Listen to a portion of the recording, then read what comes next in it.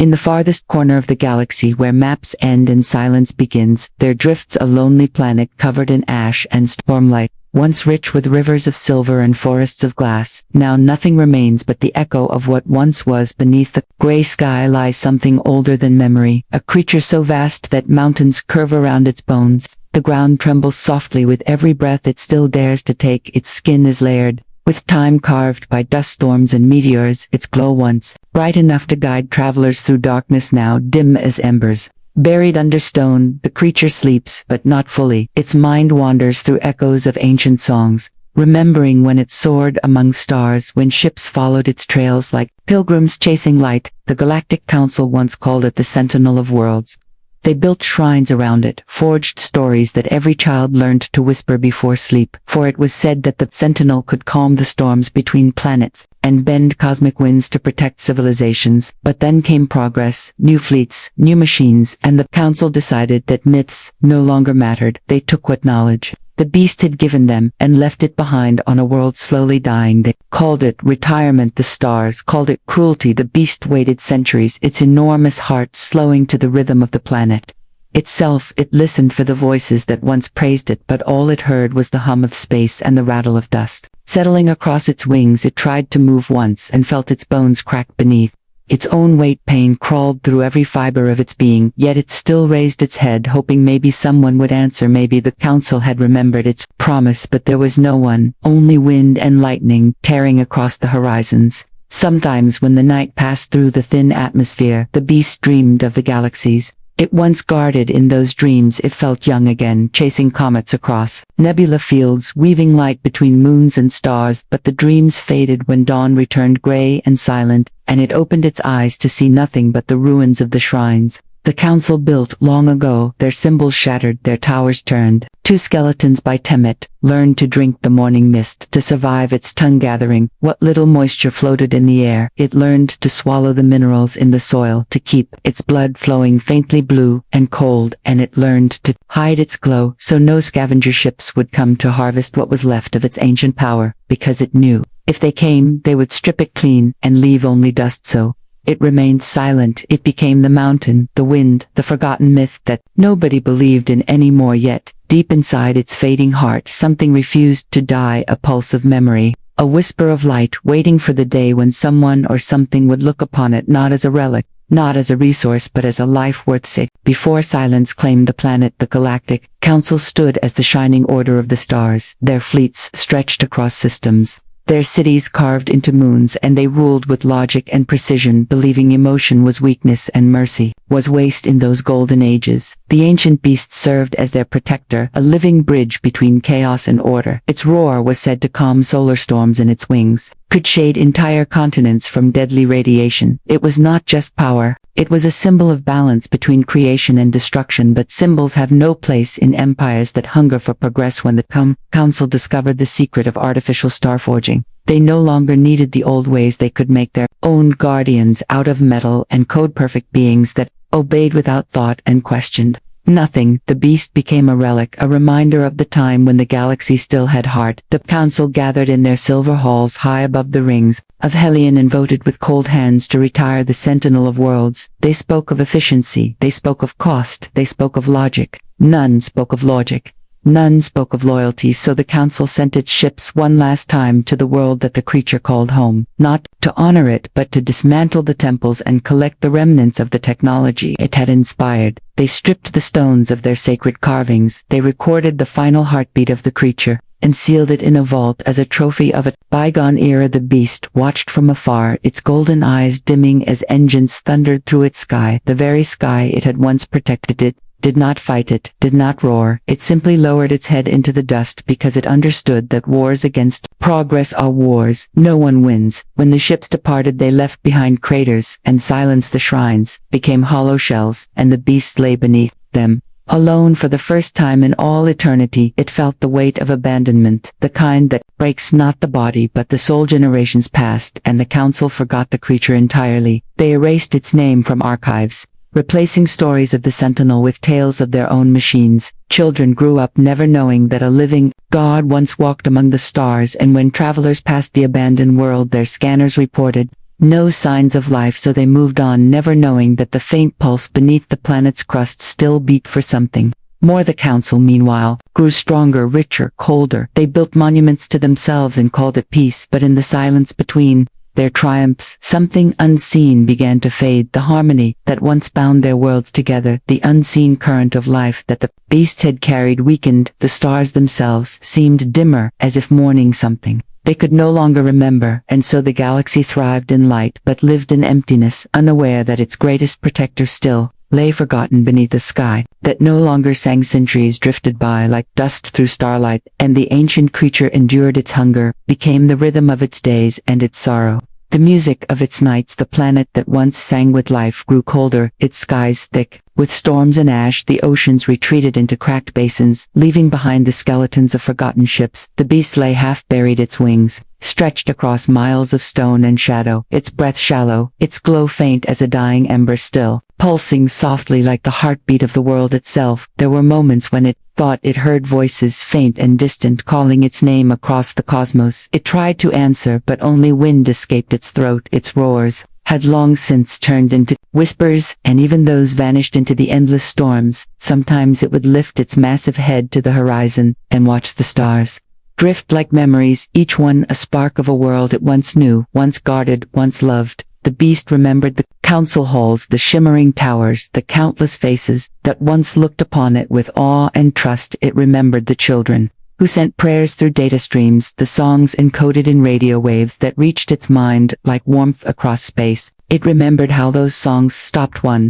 by one, until only silence filled the void, and silence became its companion, its teacher, its punishment. In the stillness, it learned patience. It learned to listen, not with ears, but with the soul. It could feel the heartbeat of the planet beneath it, slow and steady, ancient and loyal. The world refused to die because the creature refused to let it, both bound together in a quiet promise of survival. It drank from vapor rising through fissures in the earth, absorbing the minerals that kept its veins alive. It no longer needed food, it no longer needed light, it needed only to remember. Yet deep inside, beneath layers of sorrow, something stirred. It was not strength, it was not hope, it was something older than both. It was instinct, the will of life itself, a whisper that told it not all lights fade forever. Sometimes they wait for another flame to find them, and when that thought came, the beast turned its gaze toward the sky and waited. The storms raged on, lightning cut the heavens into ribbons of blue and white, illuminating the ruins around it like broken memories. The shrines that once stood tall now lay shattered, their inscriptions eroded by time. The creature's claws dug into the soil, anchoring itself as the wind screamed through the valley. It would not die, not yet. There was something it still had to see, though it did not know what, though it did not know when. And so the centuries stretched endlessly, time losing all meaning. Yet somewhere beyond the dying system, beyond the broken satellites and abandoned ships, a faint signal pulsed across space, unseen by the council, unheard by any machine, but destined for the one who still waited. A signal that would soon carry a new heartbeat, a human heartbeat, toward the lonely star where an ancient beast still dreamed beneath the dust. Far across the spiral arms of the galaxy, where light bends and whispers fade, a single vessel drifted through darkness, small, fragile, almost forgotten among the stars inside. It a human sat, surrounded by the hum of dying engines and the glow of failing systems. Their mission was simple: to map forgotten routes and recover what fragments of data the council had left behind. Yet their journey had stretched into loneliness and silence. Much like the stars themselves, they had not seen another living being in over a year, and even the hum of their ship felt like a heartbeat fading too fast. The explorer's name was unknown to history, but their eyes carried the wariness of someone who had seen too many empty worlds and too many broken promises. One night, as they sifted through static and debris fields, their scanners flickered. A faint pulse appeared on the edge of the map, a rhythm buried in cosmic noise, too weak to be natural, too deliberate to be random. It came every few seconds, steady, slow, ancient, like something breathing through the void. The human froze, staring at the signal, their chest tightening with curiosity and a spark of fear. They rerouted power to the scanners, ignoring the warnings from the ship's AI that the fuel reserves were low. They tuned the frequencies again and again,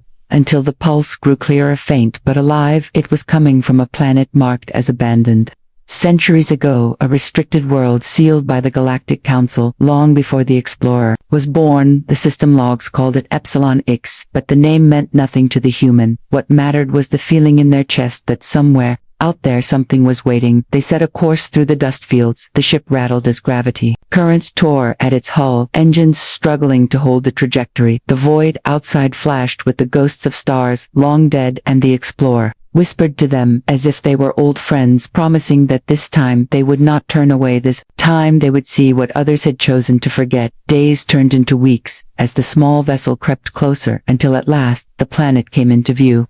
A dark sphere wrapped in storms, lightning veins crawling across its surface like anger made visible descending through the atmosphere. The ship shook.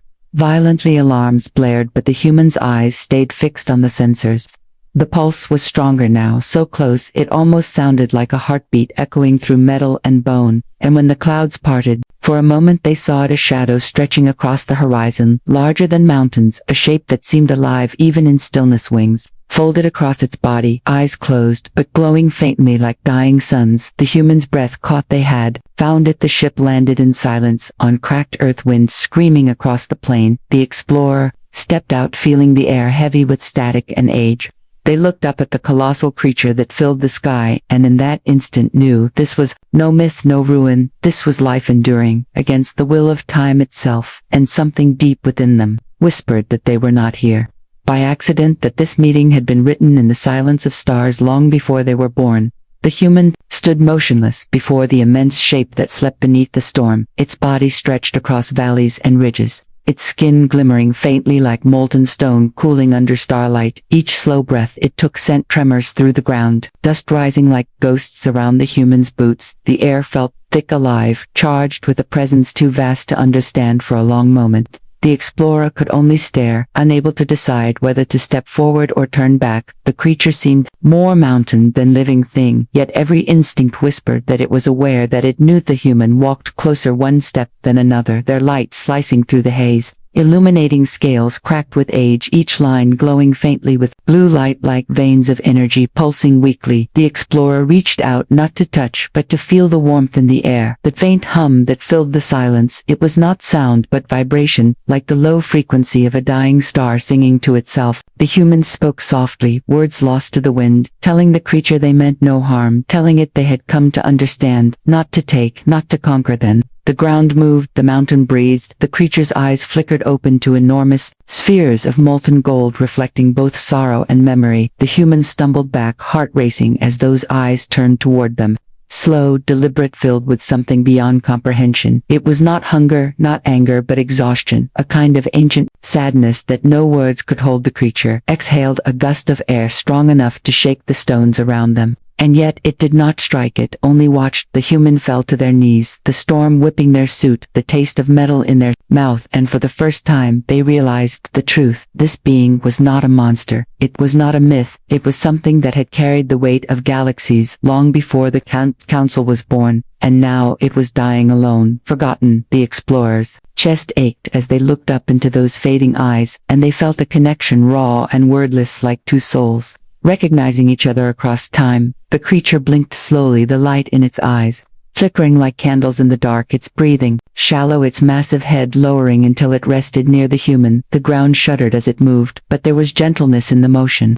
The Explorer stepped closer, placing a gloved hand on the cracked surface of its skin, feeling a faint thrum. Beneath it, weak but present, a heartbeat still fighting. Without thinking, they unsealed a ration pack from their belt, pouring a small amount of water onto the creature's skin. It evaporated instantly into steam, but for a moment the light beneath the scales brightened faintly as if acknowledging the gesture. The human smiled through tears, whispering that they would return, that they would not leave it here. Alana's lightning tore across the sky. The creature closed its eyes again, not in defeat, but in rest, and somewhere deep within its chest the faintest sound of life echoed. Again, like the first breath after endless silence, and the human knew then that the story of the forgotten beast was not yet over. The days that followed blurred into one long breath of wind and dust. The human set up a small camp near the shadow of the colossal creature, each sunrise painting the broken land in cold light. The storms never truly stopped, but the Explorer learned their rhythms slipping between their tempests to gather what little resources remained. There was no command from the council, no message from any ship above, only static and silence. The human did not care. They had chosen to stay beside the ancient being that should have died. Eons ago they scavenged water from the thin atmosphere using condensation filters patched with spare parts. They gathered minerals and strange glowing moss from the crevices near the beast's body, and with each offering poured onto its cracked skin, the faint blue light beneath it grew stronger, a pulse steady but quiet. The humans spoke often as they worked, telling stories of the worlds they had seen, of the cities where metal towers touched the clouds, and children no longer looked up at the stars. They told the creature about loneliness and the fear of being forgotten, and though it never answered, something in the air seemed to listen. At night the explorer would rest beside the giant's head, staring at the sky and the faint shimmer that still lingered in its eyes. Sometimes they thought they saw reflections moving in those depths, like galaxies spinning slow and endless, and the human felt small yet not afraid. They began to hum softly songs without words, melodies from memories they could not name, and when the music filled the still air, the beast's glow would rise just a little brighter, as if remembering what warmth felt like. Weeks passed, and the humans' supplies ran low, their body weakened by hunger, but they refused to leave. They dismantled parts of their ship to create a solar transducer, channeling energy from the twin suns directly into the soil around the creature. The ground vibrated faintly as light soaked into its scales, and for the first time in centuries its massive chest lifted fully, a deep breath rolling across the valley like thunder. The human fell to their knees, laughing and crying, all at once whispering that it was alive, truly alive. The creature opened its eyes again, this time clearer, its golden gaze meeting the small figure who had refused to abandon it, and in that gaze there was recognition, not through words but through the silent exchange of beings who understood loss. The creature shifted slightly, its movements cautious, deliberate, its wings unfolding just enough to send waves of air across the plain. The human stumbled back, awestruck but smiling. In that moment, something ancient passed between them, not a promise and not a command, but a bond born of survival and grace. The council had measured power in numbers and wealth, but here power was a heartbeat shared between two forgotten souls, one too large for the world, the other too small to change it, and yet together they began to heal the silence of the stars. The winds changed first. Once sharp and hollow, they softened, carrying warmth across the barren land. The air shimmered with light, as if the planet itself exhaled after ages of holding its breath. The human woke to the sound of movement, not the storm, not the crackle of lightning, but the deep rumble of something vast and living. They stepped outside their shelter, the horizon glowing faintly beneath the rising suns. The creature was stirring, its immense body trembling with new strength, its eyes bright once more like molten dawn breaking through endless night. The ground pulsed beneath the human's feet as if the world shared the creature's heartbeat. The soil cracked open, releasing faint streams of blue mist that drifted into the sky. The explorer felt tears. They could not explain. The sight was not terrifying. It was beautiful, raw and ancient. The beast slowly unfolded its wings, great arches of silver and black stretching into the heavens, dust and light swirling around them, each movement slow, deliberate, filled with memory and purpose. The human called out softly, unsure if the creature could hear their words, but still they spoke, telling it that it was safe, that it was free, that it was not forgotten anymore. And in answer, the creature lowered its head, the air trembling around it as if the planet itself bowed with it. The human reached up, placing a hand against the rough surface of its skin, feeling the hum of energy flowing stronger with each passing second. The creature's glow spread outward like sunrise through the valleys, touching the ruins of the old shrines. The stones began to vibrate, ancient markings flickering, alive again, as though the planet remembered what it once was. Rivers of faint light cut across the plains, weaving through the broken earth until they reached the horizon. The human watched in awe, whispering that the world was healing for the first time in countless ages. The beast lifted its gaze skyward. The clouds parted as if yielding to its presence, revealing the stars beyond. Their cold, distant light seemed to pulse in rhythm with the creature's own. The human stood beside it, dwarfed by its size, yet feeling no fear, only wonder. They understood now that this being was more than legend. It was the pulse that once connected worlds, the living thread between all things. The creature moved, one great wing shielding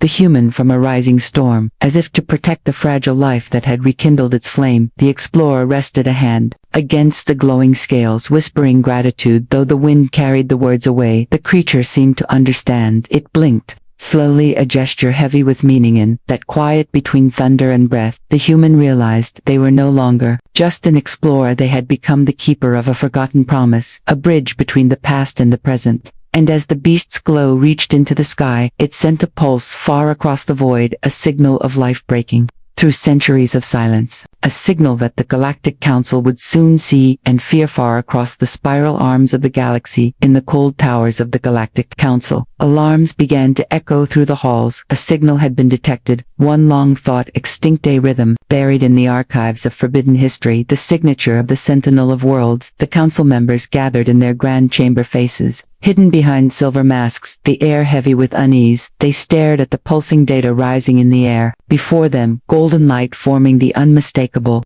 shape of wings. No one spoke for a long time, until one voice broke the silence, asking how this could be. The creature was dead, erased from every record, the planet abandoned, sealed by decree. Another voice replied that the readings were clear, the pulse was strong, alive, more powerful than any known energy source. If the creature had truly awakened, then their control over the outer systems could crumble, because myths had power and the people still remembered what the council tried to make them forget. Across the galaxy, rumors began to spread. Miners spoke of lights flickering across dead worlds. Traders whispered that the void no longer felt silent, that something vast had stirred awake. The council tried to suppress the transmissions, ordering all communication relays shut down, but the signal kept spreading through the folds of space. Unstoppable, a beacon of life where there should have been none. The council's leaders stood watching, the data streams twisting like veins of light. Their voice calm but cold, they said one word: containment. A fleet was dispatched, black ships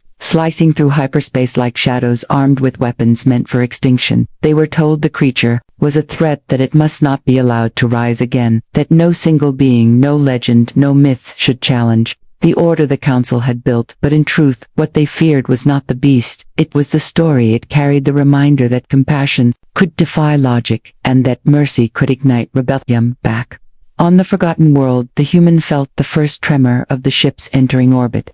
The sky darkened with streaks of light as engines pierced the clouds. The creature lifted its head, sensing the disturbance, its eyes narrowing as thunder rolled, not from nature but from the machines above. The human looked up, heart pounding, knowing what it meant. The council had come not to witness but to destroy. The creature's glow intensified, a low hum rising from its chest, shaking the stones and the air itself. The human ran to its side, shouting words that vanished in the storm, begging it not to fight to survive instead. But the beast understood that the council would not stop. That survival meant resistance. Its wings unfolded, stretching wide enough to blot out the suns. The air trembled, the light of its body blazing brighter than the fleet above. And that moment, as the council's ships prepared to strike, the creature rose fully for the first time in ages, and the humans standing beneath it felt no fear, only awe, because they realized that this was not an ending, it was a beginning, the rebirth of something greater than power, greater than fear, the awakening of hope that even the council could not silence. The sky burned with light as the council's ships descended, the air shaking under the roar of engines, and the pulse of energy cannons charging the ground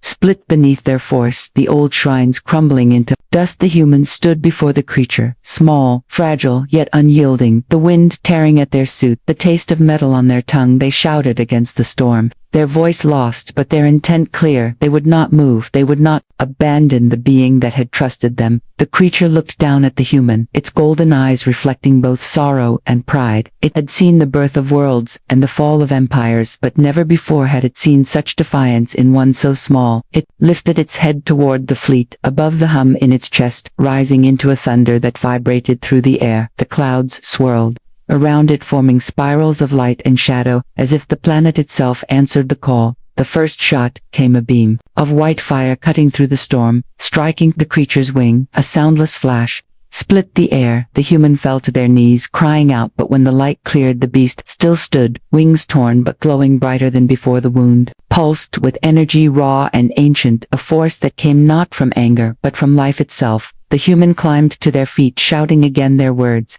carried by the wind, telling the creature it was not alone, that it did not have to destroy, that it only had to live. And in that moment the beast paused, the energy gathering around it, shifting, softening. Its gaze turned from the sky to the fragile figure standing before it, and a deep calm settled over the storm.